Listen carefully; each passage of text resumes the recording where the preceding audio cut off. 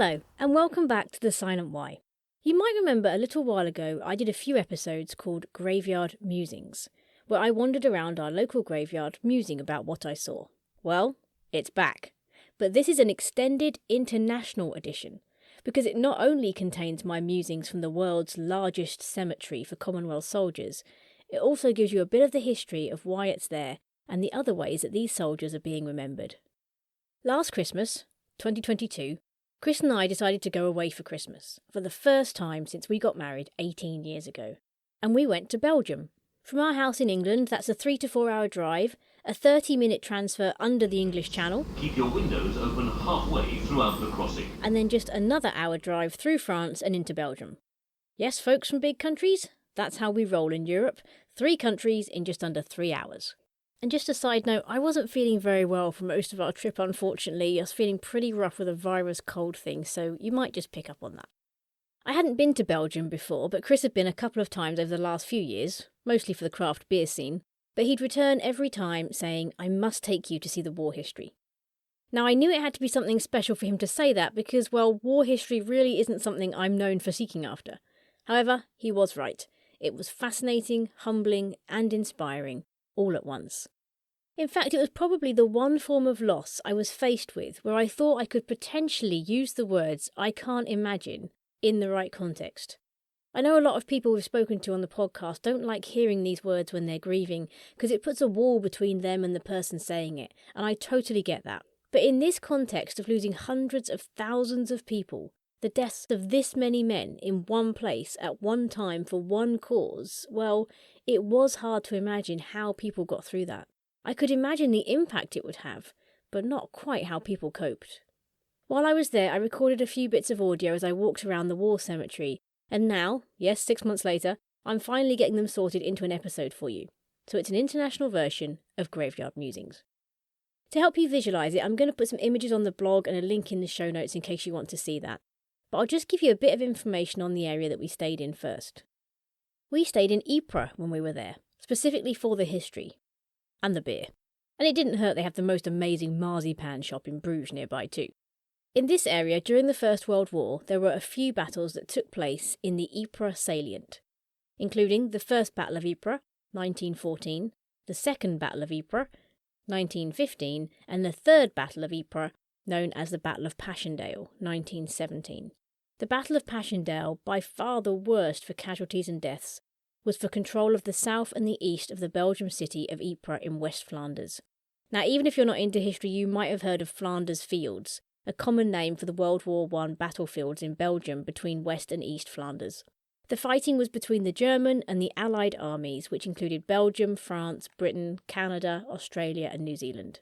In an article called Passchendaele Inside the First World War's Infamous Slaughter in the Mud by Darrell Duthie in 2017, he wrote about what happened there during the First World War, and there's a link in the bio for the full article. But he said this: "One of the bloodiest and most controversial battles in World War I, the Passchendaele offensive came to an end on November the 10th, 1917. It had been a clash of titans, a wearying 3.5-month ordeal in the mud, during which more than 500,000 men on both sides were killed or wounded." Basically, the British were planning to break through the semicircle of German trenches on the high ground overlooking Ypres. Ypres spelt Y-P-R-E-S, with a silent S. It took me a long while to work out how to pronounce it. And that's where we were staying. Once the British got through, they were going to make for the U-boat bases on the coast to draw the Germans away from the French army that was struggling in the wake of another battle. But heavy rain, the wettest August for 30 years, and massive artillery bombardments turned the ground at Passchendaele into a bog that they had to battle through. Finally, the ruins of the village of Passchendaele were liberated and the German trenches fell. Darrell Duthie said, "The appalling casualties, the mud and the overall futility of the offensive have made Passchendaele an emblem of the mind-boggling waste of the First World War." Apparently, in June 1917, British, Canadian and Australian tunnellers planted 21 massive explosive mines.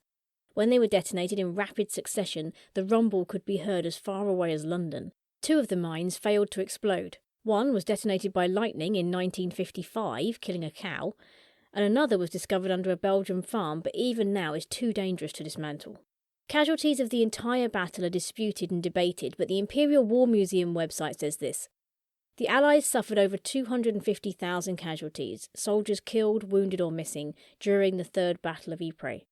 Casualties among German forces are also in the region of 200,000. The Commonwealth War Graves Commission commemorates over 76,000 soldiers who died during the Third Battle of Ypres. More than half have no known grave. This was all across just 5 miles, or 8 kilometres of ground that was taken, which works out that a man was killed or wounded for every 2.5 centimetres of ground gained. Over 100 years after the battle, the countryside still regularly throws up reminders of the history. In fact, an entire unit of the Belgian military has the job of disposing of this iron harvest. Unexploded shells from another century. Millions and millions of shells were fired, and as you drive around the area now, you see concrete posts and telegraph poles with holes in, where if farmers find unexploded shells on their land, they place them in there for collection. We saw many when we were there, and I'll put photos on the blog. It's said that more than 100 tons of unexploded items are still discovered every year. One of the history buffs that we bumped into made the mind-blowing comment that theoretically a shell could have been fired in the First World War and kill someone 3 to 4 generations down the line ahead of them today. What's so amazing about this area isn't only the extent of the awful loss that was suffered, but how it's remembered. Not only are there more than 100 small cemeteries within a 16-mile radius of Ypres, filled with the dead from Passchendaele, but there are also many, many men that were lost in the muddy wasteland of Flanders fields and never found. 42,000 bodies. So their names have been commemorated somewhere very special, on the Menin Gate in Ypres.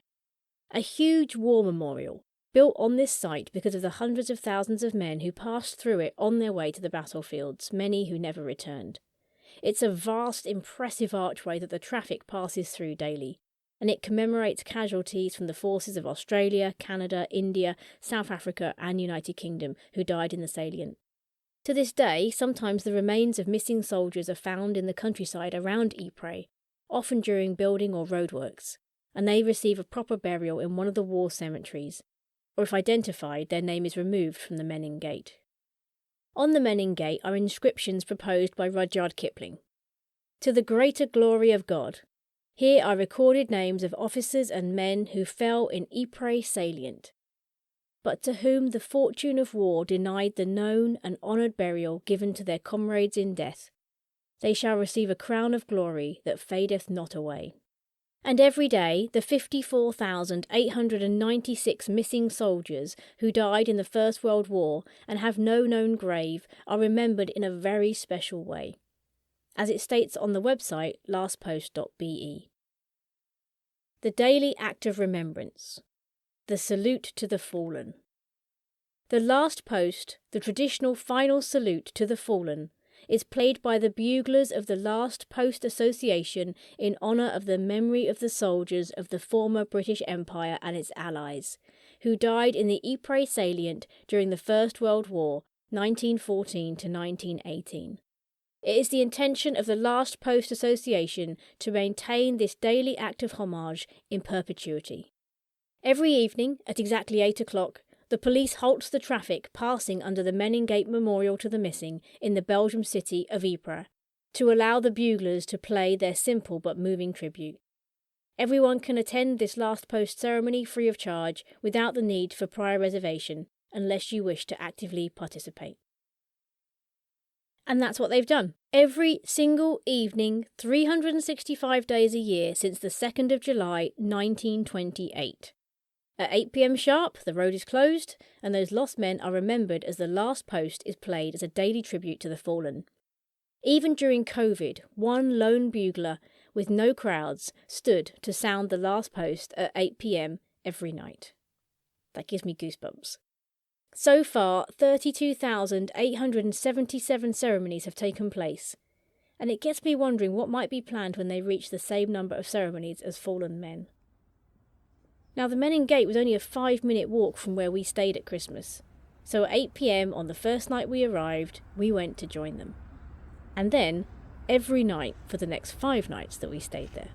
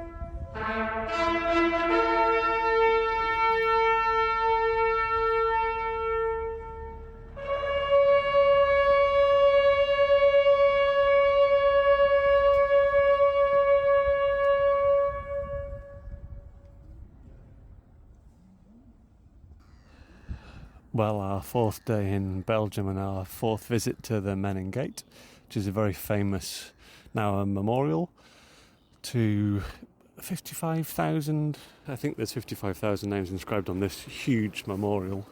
What do you make of it? It's very poignant. It's a lot of information I didn't know actually happened. I didn't know much about Belgium during the war, so I'm learning a lot. But yes, I had no idea really of the scale of loss and how many people just died without a grave or without even being named. You know, everywhere you look, there's memorials to people who didn't have a grave or who didn't have a name attached to the body. So bodies that have been buried without knowing who they are. So yeah, it's a very moving thing to see and be a part of. And the fact they're still recognising it right up until this day is impressive, really. Every night at 8 p.m, every night, come rain or shine, through COVID, Christmas Day, whatever, every night at 8 p.m. there's a short ceremony where buglers play The Last Post. It's a very famous melody, and there's a very short reading, maybe a laying of a wreath. Groups from across the world can apply to take part in it. That might be a sort of bagpipe band or a marching band, or associations in British Legion, Royal sort of legions. Groups like that will come and take part. And yeah, it happens every night, and we've been to it now 3 consecutive nights to be part of it, and been quite surprised, even on Christmas Day, that there was so many people there, maybe 50, 60 people that come and stand at the Menin Gate inside it. Sort of, they shut the road, police shut the road for every night, just for this 6-7 minute ceremony. Yeah, and it's been running since 1923. So that's an impressive record, except for during the Second World War, when this area was occupied by the Germans, so they moved it to somewhere else in Britain. But yeah, then, so that's incredible. You'd almost find it laughable if I was to say to you, write down the things that you've lost, that you grieve, that you mourn or have done. Etch it into stone every night. I want you to stand by that stone and just pause and reflect.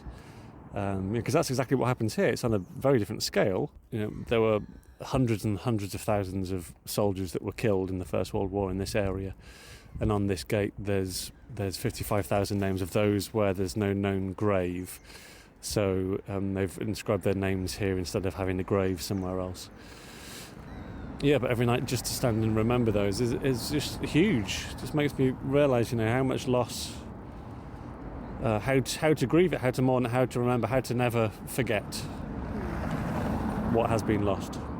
I think we can very quickly forget, and bearing in mind that this has outlived generations, so there'll be people that are helping organise this ceremony be part of it now who weren't even alive when it started. So this is going through the generations. It's not just one generation remembering what they went through. It's an ongoing thing that goes through different generations, and that's quite a commitment to something like this.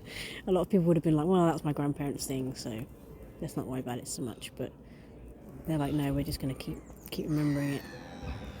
We've got a few figures, a few facts that we've got from Steve, who's the guy we've just met, who's a Canadian, and I guess he owns sort of a shop. Felt like a partly shop, partly museum. Just loads of artefacts, things that have been found from the war, whether weaponry, shell cases, swords, blades, grenades, right through to little bits, things like toys, stationery, practice candles, swords, which you stab me in the stomach with. All sorts that's been found, I guess, unearthed over decades, and Steve's acquired. Some of it's for sale, some of it's his own private display.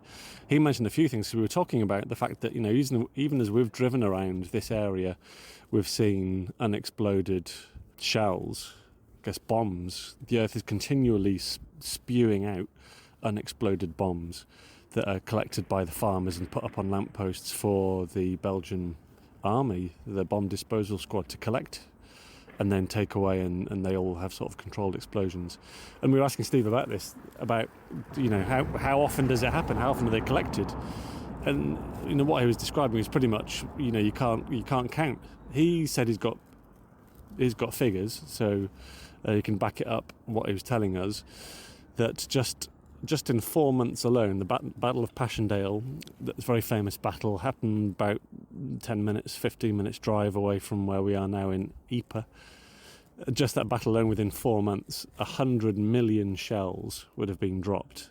Yeah, minimum. So yeah, potentially 100 million shells dropped. He doesn't know how many of those wouldn't have exploded, but he said even if he guessed around 10%, let's say, they definitely haven't found 1 million shells.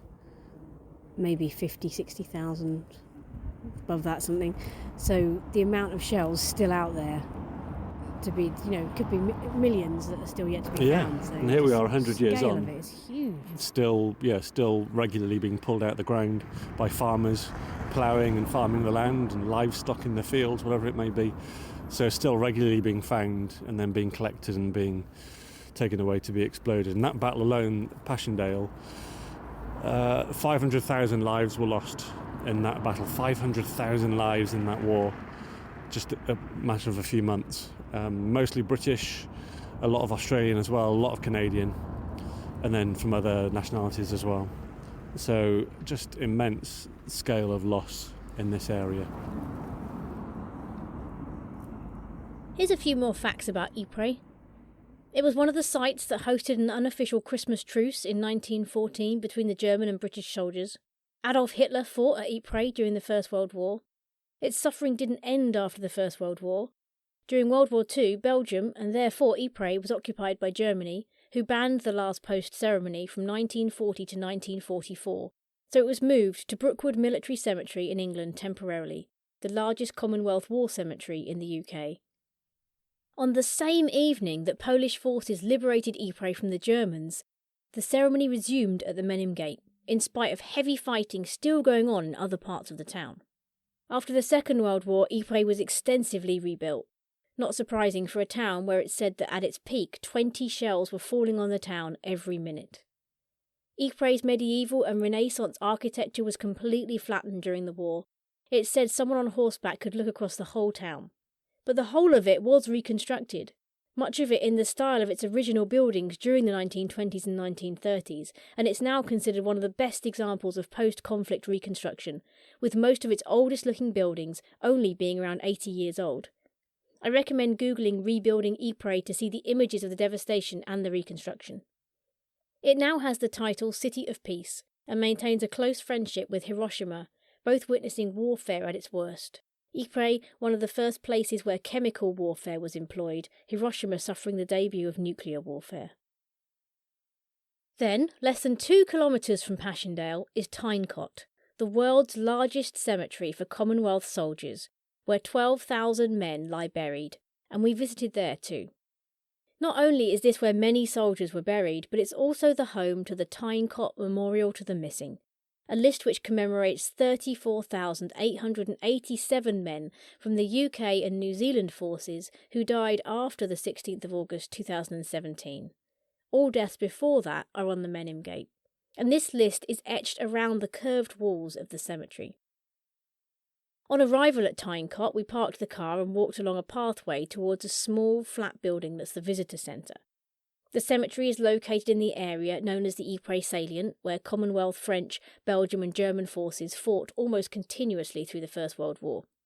So you're surrounded by beautiful countryside, fairly flat, so you can see for quite a long way, which gives you a poignant sense of realising that what you're looking at is, or was, battlefields. As you near the visitors' centre, you can't see the cemetery at all. It's hidden at this point, but you do start to hear something being played on a hidden speaker. Ernest Leonard Gaze, age 19.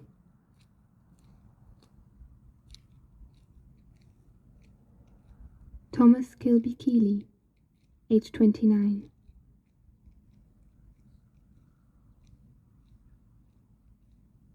John Turner, age 24.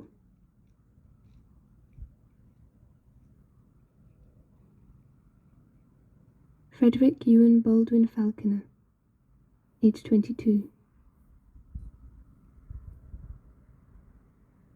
Albert Clark, age 21. Every few seconds, a name is read from the Memorial to the Missing register. You quickly get a sense of the enormity of these lists of men when you think of how long you'd have to stand there to hear all the names. I did a quick bit of maths, and if it takes 2 seconds to read each name, you'd be there for over 18 hours. When you enter the visitor centre, you have a similar speaker that continues the names, and there's just no getting away from the loss of human life here. Austin Patrick Hudson, age 24.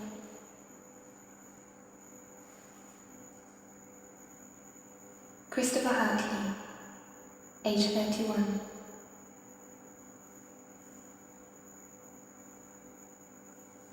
Harold John Brookfield, age 28.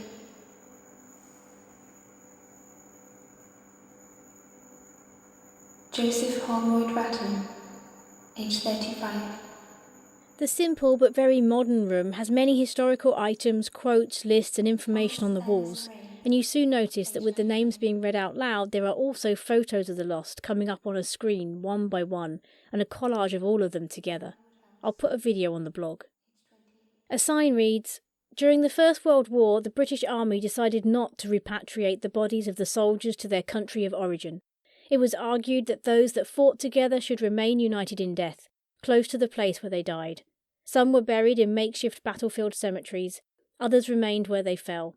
Many were lost in the mud of Passchendaele. Special army units searched the battlefields for bodies. Together with remains already buried in smaller cemeteries, they were taken to large concentration cemeteries like Tyne Cot Cemetery." And on the walls are large quotes like, "John Lowe's fiancée, 10th of January 1918. The thought that Jock died for his country is no comfort to me. His memory is all I have left to love." A very old, tatty letter taped together, dated the 2nd of May 1918, contains these words. "Dear Sir, in answer to your inquiry about your son, 707 Private Matthew H. Austin, 35th Battalion, AIF, we deeply regret to inform you that we have received an unofficial report, which we fear leaves little hope that he is alive. 1877 Private A. Turner of the same unit, interviewed at the 3rd General Hospital at Oxford, stated that he saw your son lying dead on October 12, 1917, at the regimental aid post, an old pillbox, apparently killed by a machine gun bullet to the head.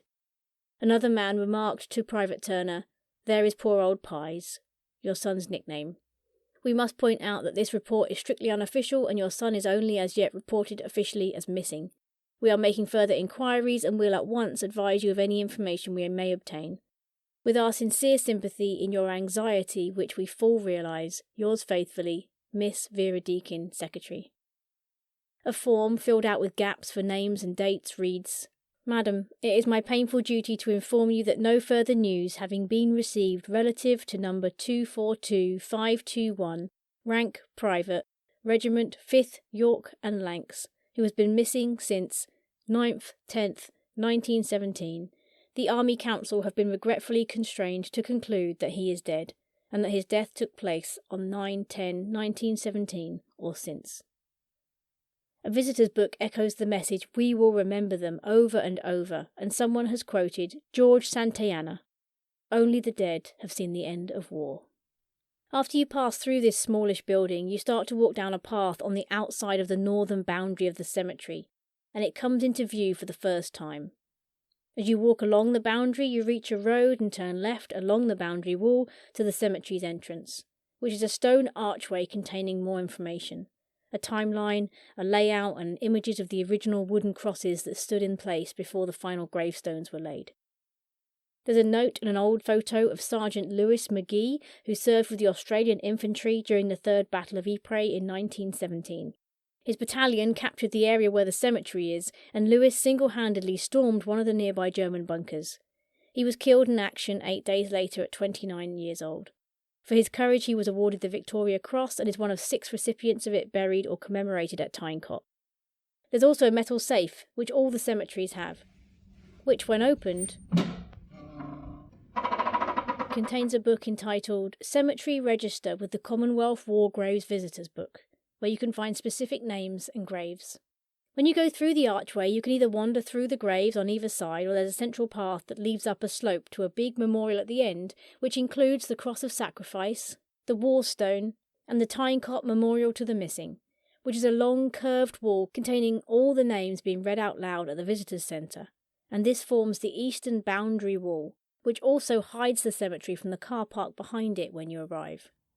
There are also 3 German blockhouses that were fought over during the war, and they're incorporated into the design of the cemetery. I recorded some of my thoughts as I wandered round.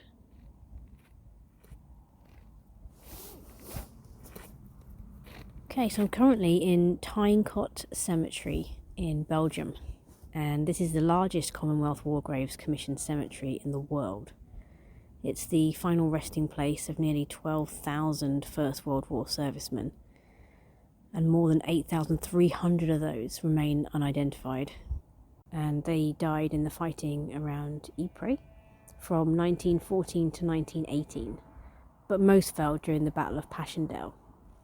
Quite a high position the cemetery's on, so there's a lovely view across Ypres and just the countryside, very green, and the graves are all made of a white stone or marble sort of effect, and there's just thousands of them, all perfectly lined and spaced across this large square shape, and then there's like a semicircle shape at the top where these big walls with pillars in them follow round, and they've got lots of stone panels, and on those panels are etched names, and they're the names of 35,000 servicemen of the United Kingdom and New Zealand forces who also died between August 1917 and November 1918, and they have no known grave. So it's a beautiful afternoon, the sun's shining and the sky's blue, and the shadows falling off the graves are just long, which make all the lines in between just stripy on the grass. It's a true mix of sort of awe, beauty, remembrance, peace. There's a very peaceful feel about it. It doesn't feel mournful, it feels respectful. It's been laid out really nicely, and so there's something very regimented about it, like they would have been in life. There's this army feel of these sort of groups of people all stood shoulder to shoulder in life and now in death. So it's a powerful place to be. There is a lot of names and a lot of graves, and I think the thing that stands out is that they all died for the same reason, and that's not something that you get in your average cemetery. Normally the variety is what you come for, and if you want to have a look around and see graves, you see the different ages and the dates and how old they were when they died. The different gravestones tend to vary depending on when they were buried and what sort of things people were doing with gravestones at the time, but these are all the same reason, same gravestone. A lot of them have names on, like I'm standing here now, it will have a number like 15525 Lance Corporal D.G. Bell, Yorkshire Regiment, 4th of October 1917. There's no date of birth, there's just the date of death. And then a lot of them don't have any information, so it just says a soldier of the Great War, and then it has a cross etched on the stone, and at the bottom it says known unto God, the engraving for those who haven't got a name. And then there's others like that say a soldier of the Great War, but then it says the King's Liverpool Regiment, known unto God. So there's a bit more information, but still no name. Some of the graves have the crest on of the, I guess it would be what regiment they were part of. So there's like a New Zealand with a leaf on it. There's West Yorkshire with a horse on it. There's some with flowers, there's some with other animals or crests, a Scottish one, and at the end of each row there's a number, so you can find people in different sections. And then as you enter the graveyard, there's a little like a safe with a metal door on it that you can open, which we've seen in most places we've been, where you can get out the book and you can look through it if you're looking for someone specific or you're looking for a particular regiment.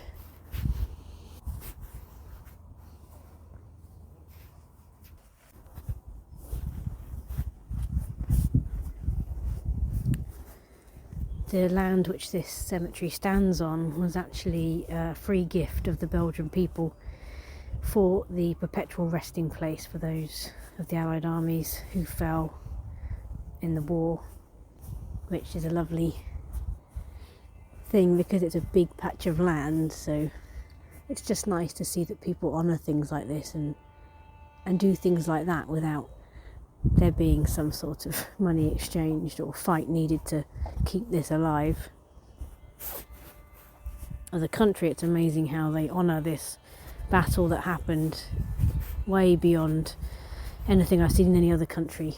There's a real commitment to the loss, and it is weird to be walking on soil that has been or has seen this much bloodshed and this much death.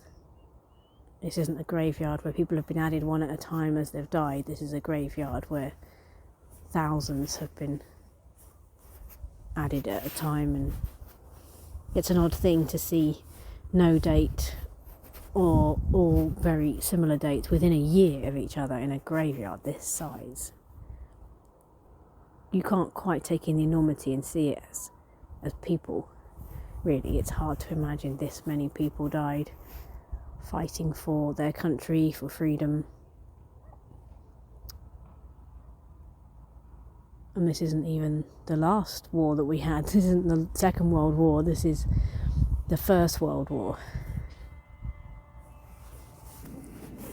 What it does make me wonder is, what does the society look like that's going through this?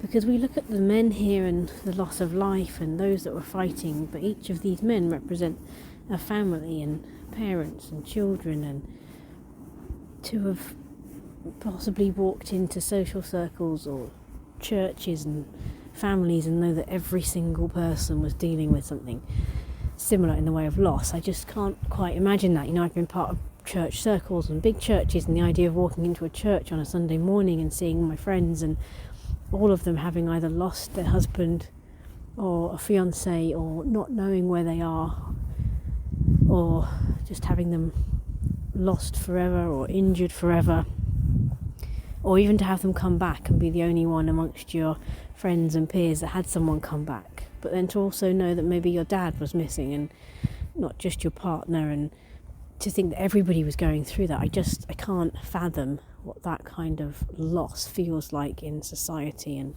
on a wider scale, for women, for men, for workplaces. It's just such a foreign concept, and I think I worry looking around something like this that it will get lost, because I don't know that our country has the respect for it that a country like Belgium obviously has. And I see people walking around here now, and some, I think, can get a taste of what happened here, but there's also a lot of families with some older kids that are running around, jumping on and off the memorial thing and screaming and shouting, and it's all about having their photos taken and having fun and things to climb on. And I worry that we're losing the respect for the past and what these people did, and that would be a great shame. Not because it's just history and it needs to be remembered as such, but more that if we don't have respect and remember this sort of thing and learn from it, how do we avoid it in the future? It's just a bit worrying to me, and I feel like there's something special when you learn about the big things in life that happened and people fought, and where people lost lives and, valiantly fought for something they believed in, to make light of that, or to just not teach our next generations about the importance of it.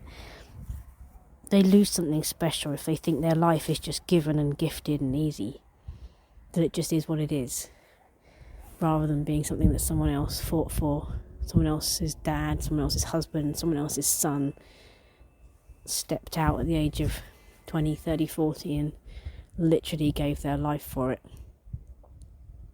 Went through that fear. That wasn't really, it was a choice, but in many ways it also wasn't a choice, and I think that should be remembered and respected. It would be a shame to lose that. So I like that there are places like this where there's not a single piece of graffiti on any grave, where the gardens are respected and cared for, where it's clean, where it's quiet mostly. It's so peaceful. I can't tell you how peaceful it is. Apart from the weird drill noise that's going on near some houses nearby, there's such a peace about it. Like, you can really believe where the expression "rest in peace" came from.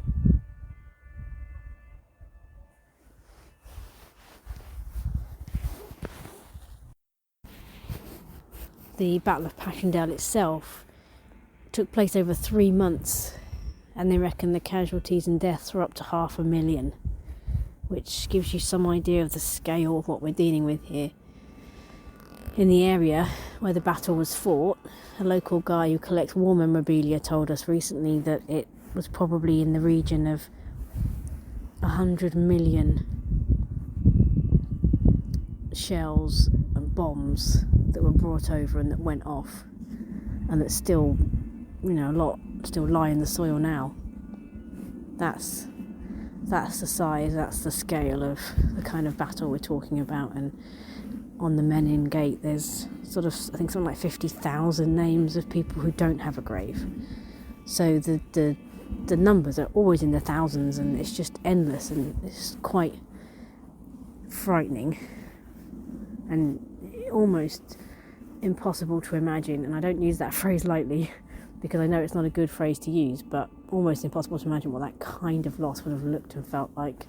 The whole town of Ypres pretty much was completely flattened and has been rebuilt since, so much loss, not just life, buildings, history, land, time. It's there's a lot to take in.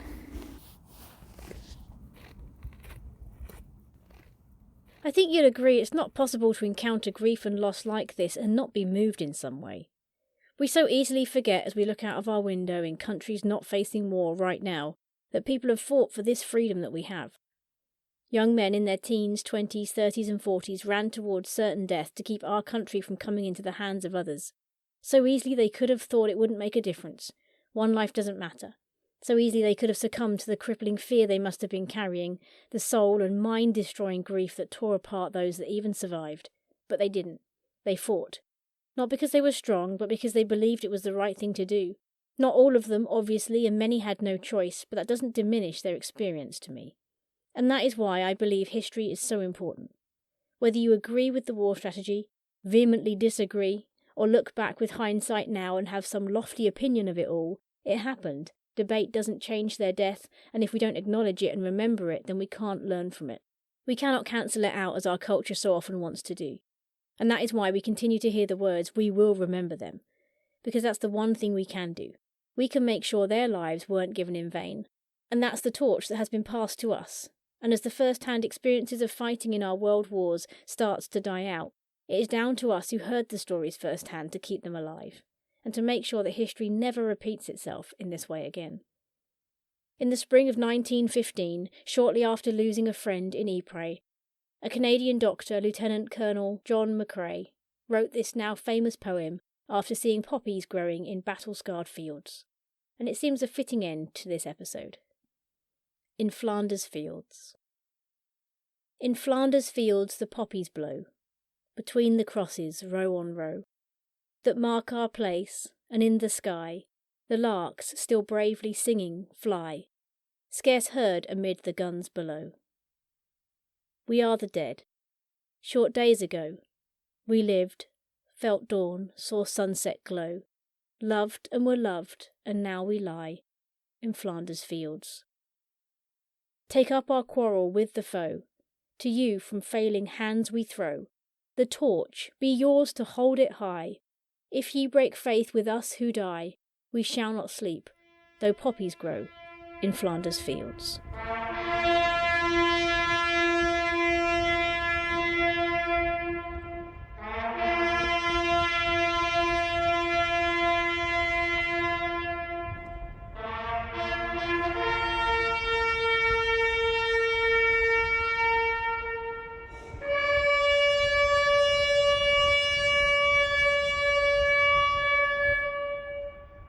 Thank you for listening. Just a quick extra note from me. There's going to be no podcast next week because we're off to do something a bit different.